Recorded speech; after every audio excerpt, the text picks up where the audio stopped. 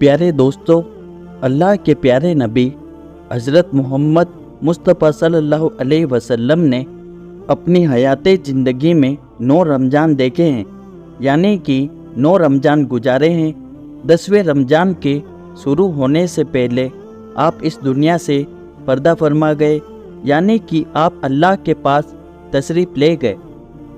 इस तरह से आपने अपनी ज़िंदगी में रोज़े फ़र्ज होने से वफ़ात तक 9 रमज़ान गुजारे हैं। प्यारे दोस्तों, आज की इस वीडियो में हम बात करने वाले हैं कि अल्लाह के पैगंबर हज़रत मोहम्मद मुस्तफ़ा सल्लल्लाहु अलैहि वसल्लम की सहरी और इफ्तारी कैसे होती थी, यानी कि आप सहरी और इफ्तार में क्या क्या चीज़ें खाना पसंद करते थे। और साथ में हम आपको प्यारे नबी सल्लल्लाहु अलैहि वसल्लम की इफ्तारी का एक ऐसा वाक़या भी बताने वाले हैं जिसको सुनकर यकीनन आप लोगों का दिल खुश हो जाएगा। जाहिर सी बात है, आपने प्यारे नबी हुजूर सल्लल्लाहु अलैहि वसल्लम का नाम सुनकर इस वीडियो को लाइक तो किया ही होगा।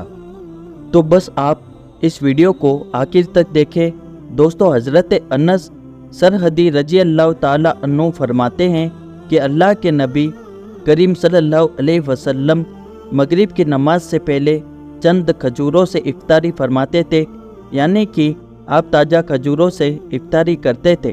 अगर ताज़ा खजूर न मिलती तो फिर आप खुश्क खजूर से यानी कि सूखे खजूर से इफ्तारी फरमाते, और अगर कभी खुश्क खजूर भी न होते तो फिर आप थोड़ा पानी पीकर इफ्तारी करते थे।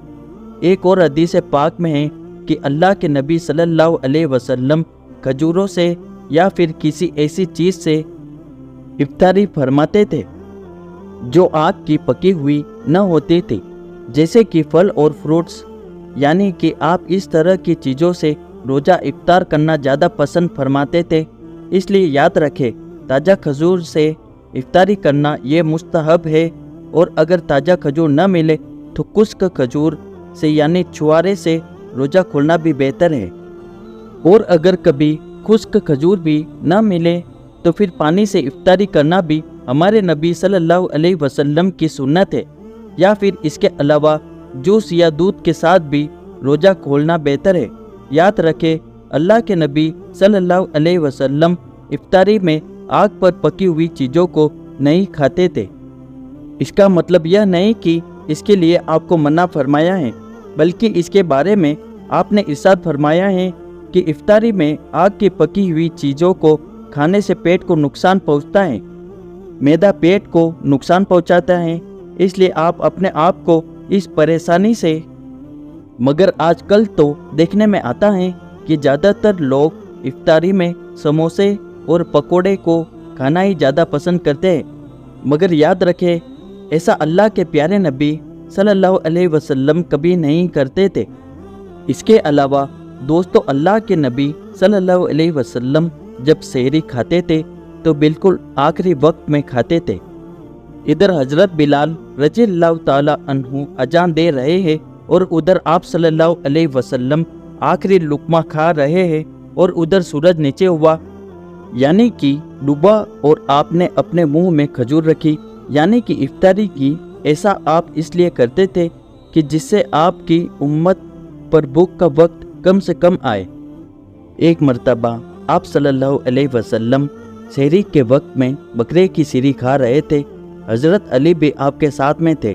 इतने में हज़रत बिलाल रज़ी अल्लाह ताला अन्हु आए और अर्ज करने लगे, या रसूलुल्लाह सल्लल्लाहु अलैहि वसल्लम, वक्त ख़त्म हो गया है, मैं अजान देने जा रहा हूँ, आप बर आए, मेहरबानी खाना पीना बंद करें।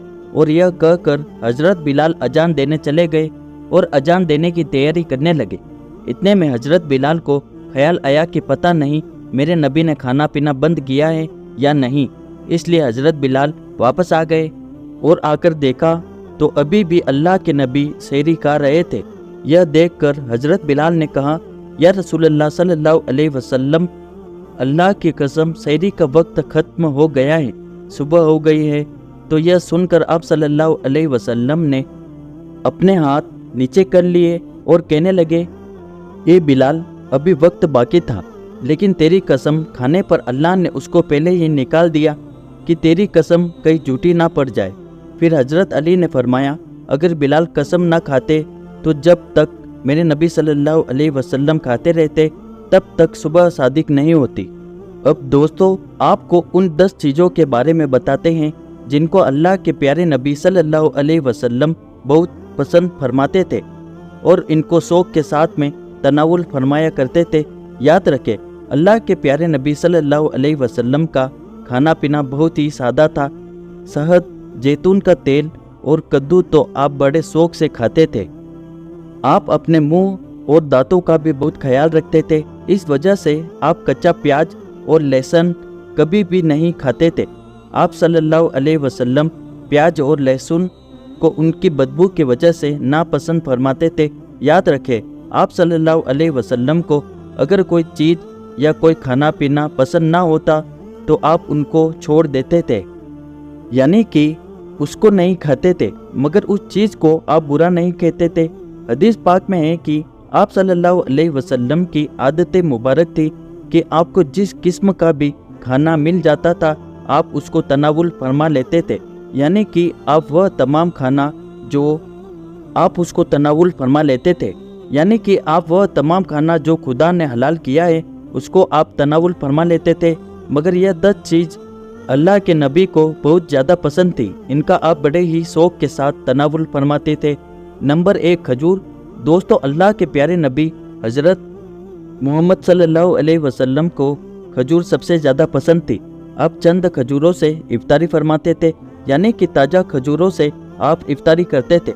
अगर ताज़ा खजूर ना मिलती तो फिर आप खुश्क खजूर से इफ्तारी करते थे, और अगर खुश्क खजूर भी ना मिलती तो फिर आप पानी से इफ्तारी करते थे।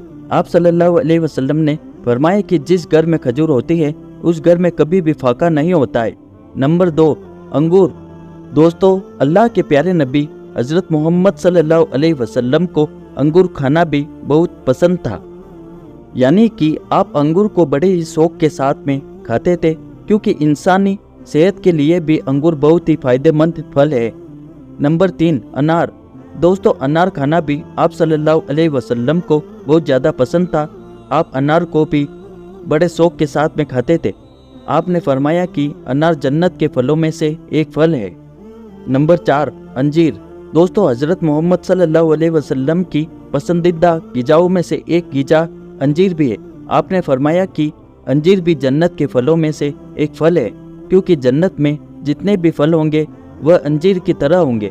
उनमें अंजीर की तरह ना कोई छिलका होगा और ना ही कोई गुठली होगी। इसके अलावा आप सल्लल्लाहु अलैहि वसल्लम ने फरमाया कि अंजीर का फल कई तरह की बीमारियों को भी रोकता है। नंबर 5, तरबूज। दोस्तों, अल्लाह के नबी हज़रत मोहम्मद सल्लल्लाहु अलैहि वसल्लम को इफ्तारी में तरबूज भी बहुत ज़्यादा पसंद था।